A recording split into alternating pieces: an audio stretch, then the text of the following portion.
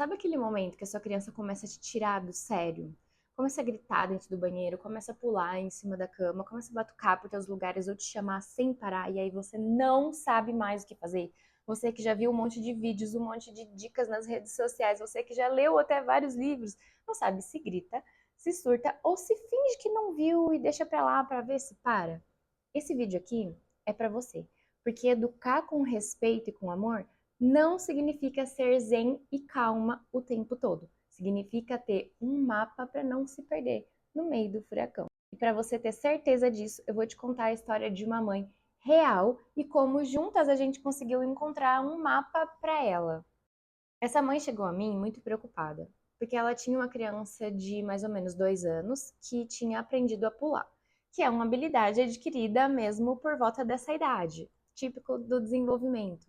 E aí, essa criança começou a pular de brincadeira na cama. Só que começou a pular também em vários outros lugares e começou a pular no sofá.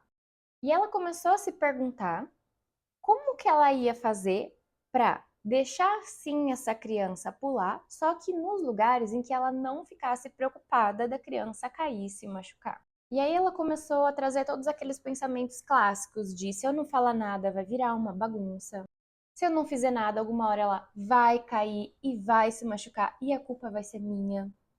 Quando eu falo, ela não me escuta, não adianta repetir. Eu não quero gritar, mas talvez seja o que funcione. E aí ela se sentia sempre perdida e sempre improvisando, sabe? E quando eventualmente ela perdia a cabeça, vinha aquela culpa pesada, forte no final do dia. E isso, além de real, é muito comum. A gente entra nesse ciclo de não sabe muito bem o que fazer, fica com medo de ser muito firme, fica com medo de ser muito tranquila, fica com medo de fingir que nada está acontecendo e acaba sendo inconsistente, porque a gente deixa o medo falar mais alto. Então, a gente age naquele momento de acordo com o que a gente está sentindo, de acordo com o nosso humor. Então, se a gente está mais disposta e tem mais paciência naquela hora, a gente deixa a criança pular mais vezes. E se a gente não está tão disposta naquele dia, a gente acaba sendo mais rígida, mais firme, não deixando e inventando uma regra ali na hora que depois a gente não consegue cumprir porque nem a gente acredita nela. E é por isso que eu digo que a gente precisa ter muito clareza do que é que a gente quer ensinar para poder fazer essa regra muito clara e comunicar ela de forma muito assertiva para a gente conseguir ser consistente e coerente. Porque daí sim a criança vai poder confiar no que a gente fala. Então, quando eu estava conversando com essa mãe, a gente descobriu que para ela tudo bem essa criança pular na cama, mas não no sofá. E isso também gerava essa dúvida nela. E a gente juntas conseguiu pensar numa regra muito simples e muito clara. Pode pular na cama. Essa é a regra. A gente nem precisa falar do sofá, nem precisa falar de outros lugares. Você pode pular na cama. E aí a gente construiu também um momento para ela conversar com essa criança, para ela fazer as perguntas certas e falar as palavras certas para que essa regra realmente se concretizasse e fizesse sentido no contexto familiar delas. Eu digo delas porque é a mãe, o pai e a criança. Além disso, no nosso momento de consultoria, ela pôde também ter um tempo para treinar essas perguntas, essas palavras, essas frases fora do momento de crise, que é super importante. Principalmente em situações que a gente sente medo, porque quando a gente sente medo, o nosso cérebro volta a ativar partes dele relacionadas à sobrevivência, o que significa que a nossa energia não está muito voltada nem para a regulação das nossas emoções, nem para o planejamento das nossas ações. Por isso que a gente fala que a gente age no automático. É automático mesmo, é sem planejamento e sem regulação. Agora, quando num momento de calma e tranquilidade, a gente faz esse plano, a gente treina essas perguntas, essas palavras, isso se torna automático muito mais rapidamente. Isso diminui o nosso medo na hora da situação e isso vai ajudar muito a gente a ser coerente, porque a gente vai usar essa regra, essas palavras, essas perguntas no automático, sem precisar desse planejamento, sem precisar tanto dessa regulação das emoções.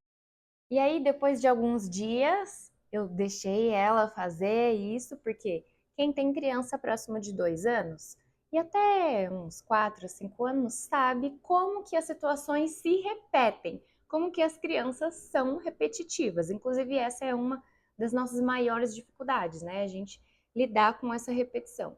Então, deixei ela viver isso, experienciar, usar esse treino e essa regra, essas palavras que a gente pensou juntas, usar esse plano e depois fui conversar com ela de novo, porque a minha consultoria funciona dessa forma. Eu não te dou o plano sem o apoio. Você vai precisar, sim, de uma nova reflexão e talvez de um ajuste. Mas o que ela me falou foi que ter essa regra clara e conseguir construir isso junto com a criança dela trouxe leveza. Porque aí, quando essa criança começava a pular no sofá, ela não precisava gritar, ela não precisava ficar com medo. Ela só tinha que lembrar do nosso plano. E não só do nosso plano, como também do momento que elas tiveram para construir juntas essa regra. E aí, ela não precisava mais se decidir entre ameaçar e gritar ou fingir que não tá vendo e deixar a criança fazer o que quiser.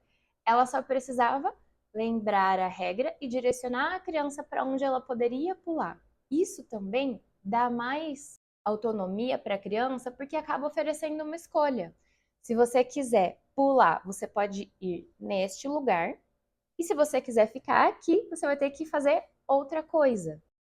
Agora, veja que não necessariamente ela ofereceu essa escolha. Ela simplesmente lembrava essa regra. Para pular, você tem que ir até a cama.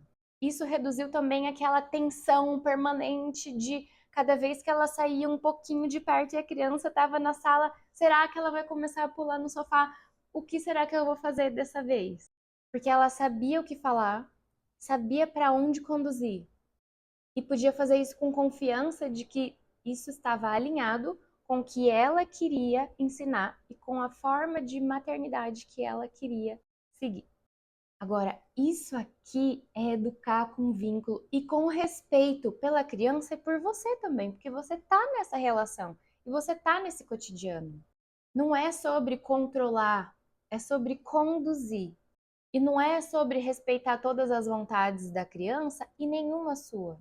É sobre ser uma referência afetuosa, sim, porém segura, estruturada e coerente para sua criança. Principalmente no meio do caos, que é quando a gente mais precisa e as crianças também. Então, se você, assim como ela, também está se sentindo insegura e está percebendo que é porque você está sempre improvisando ali no meio do caos, saiba que isso não é falta de amor e nem falta de conhecimento, é falta de ter um plano. E plano a gente constrói fora do caos para depois usar no momento que precisa. E eu tô aqui para te ajudar a construir o seu, do seu jeito, que seja adaptável para a sua rotina, para a sua personalidade e para a sua relação única com a sua criança. Isso pode ser na consultoria, pode ser na mentoria, mas também pode ser aqui nesses vídeos. E também pode ser lá no Instagram, não sei se você já me segue lá. Agora, se esse vídeo aqui fez sentido para você, me deixa saber nos comentários. E se você ainda tá com alguma dúvida, também pode me escrever que eu mesma venho responder você. A gente não tá aqui nesse mundo para dar conta de tudo sozinha. Educar não é uma tarefa para se fazer sozinho.